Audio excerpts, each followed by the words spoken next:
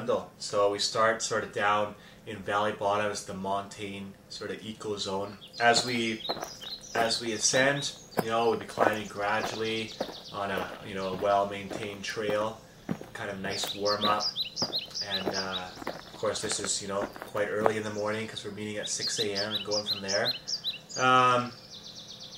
And then as we climb, we're gonna start switchbacking our way up higher, and sort of as we get to about 18, 19, 100 meters, we kind of start to move into the subalpine ecozone, where we have more of the fir trees and less of the spruce and the pine, and trail starts to get steeper, and we kind of leave the main kind of hiking trail where it starts to turn into scrambling terrain, right? So scrambling is not hiking, not technical climbing, it's somewhere in between. So we have to start using our hands for balance in places, and yeah, just picking our way up the terrain. And the higher we go, the trees will start to thin out as we kind of approach tree line. As we break through tree line, that's where we kind of leave the subalpine and start to enter what's known as the alpine ecozone. And that's the alpine is above tree line. It's rock and snow and ice.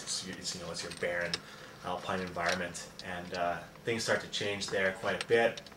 Likely to start facing some wind up there because we lose the shelter of the forest, and some solar radiation from the sun, and also snow because we had a bit of a system came through this weekend and dumped quite a bit up at that elevation. Raining in the valley bottoms and snowing up there, so we're going to have snow to contend with. And we come to a feature known as the Dragon's Back.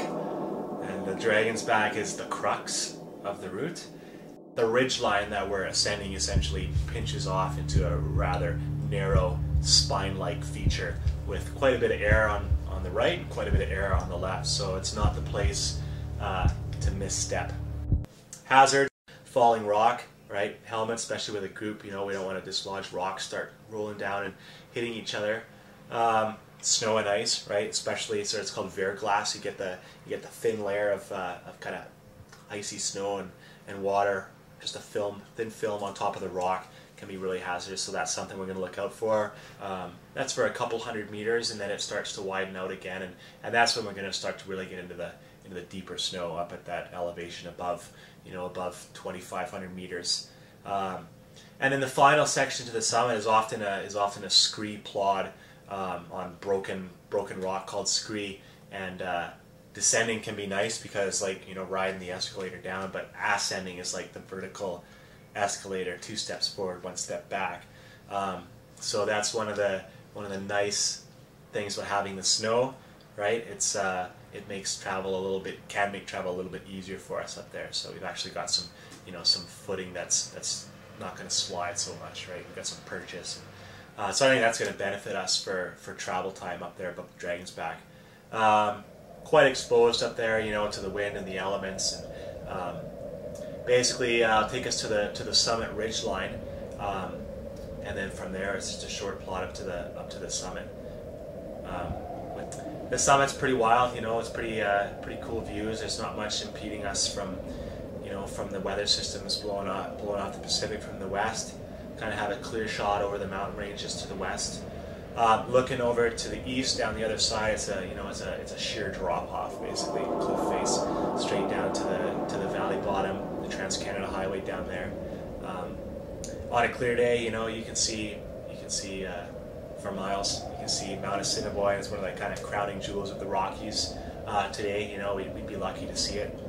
Up there for wildlife, we may bump into the odd mountain sheep, and if we're really lucky, mountain goat. That'd be pretty wild if we saw a mountain goat up there. But it's rare. They're quite rare and really remarkable animals. They just natural climbers. Those things. For time, how long is this going to take us? If things went really well, solid group, moving fast, could be as up and down in as little as 5 or 6 hours. Or if the conditions weren't right, and really taking our time with a slower group, could take as much as 12 hours plus. So I'd say 8 to 10 hours for us today.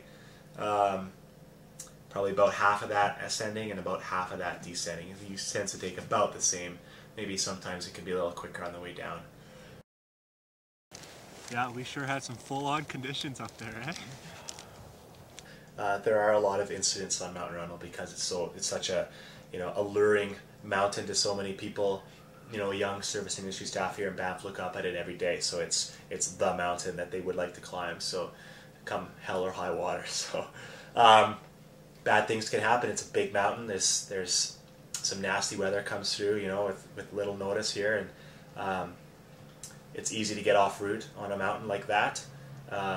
En route, things are relatively manageable, but you get off route and things change in a hurry. You move from a hiking, scrambling environment to a pretty serious alpine environment. You can be cliffed out before you know it. So, and just being up there, ill prepared, right? You need to make sure you have a healthy margin of safety for if things go wrong. You have enough time to get out of there. You got some communication. You got a group to work with. You got the right equipment, and gear, and survival, and food, and water, etc. So that's important. Pleasure climbing mountains with you. It's been awesome. Yeah. Awesome day. It was really good. Nice work. Thanks very much.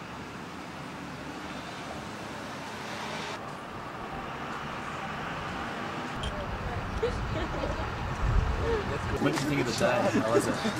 It was awesome. I had it was probably one of the highlights of my life so far. It's one of the coolest things I've done so far, for sure. A lot of hard work, yeah, but it was definitely exhilarating the whole way, and getting to the top and seeing the view of Banff was totally worth all the snow and the wind and the cold, and really enjoyed the Dragon's Back. That was really exciting.